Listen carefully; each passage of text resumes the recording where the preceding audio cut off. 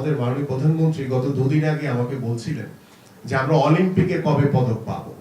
সেই অলিম্পিকের যাত্রা কিন্তু আমি মনে করি আমরা জিরো থেকে শুরু করেছি। কারণ আমাদের এই নতুন করে যারা 10 থেকে 12 বছরের বাচ্চারা রয়েছে, আমাদের কিশোর কিশোরীরা রয়েছে, এদেরকে দিয়ে কিন্তু আমরা বলছি না যে আমরা রাতারাতি চেঞ্জ করে ফেলতে পারবো। এটা আমাকে 5 বছর কিংবা তার চেয়ে বেশি সময় লাগতে পারে, 10 বছর লাগতে পারে, বাট আমরা শুরুটা করেছি নতুন করে স্পোর্টসের মাধ্যমে।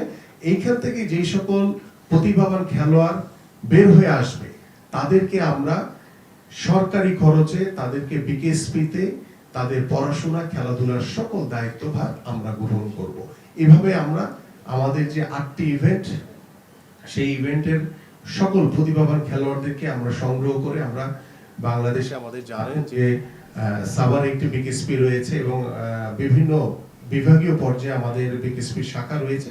আমরা সেই বিকেএসপি গুলোকে স্বয়ংসম্পূর্ণ করার ইতিমধ্যে নির্দেশনা দেওয়া হয়েছে। ইনশাআল্লাহ এই বাছাই পর্ব থেকে, এই প্রথম আসর থেকে যে সকল খেলোয়াড়রা বের হয়ে আসবে তাদেরকে আমরা আগামীর বাংলাদেশের অলিম্পিকে যাতে তারা ভবিষ্যতে পার্টিসিপেট করতে পারে সেই ধরনের সুযোগ সুবিধা নিশ্চিত করে তাদেরকে আমরা এখন থেকেই প্রস্তুত করবো ইনশাআল্লাহ।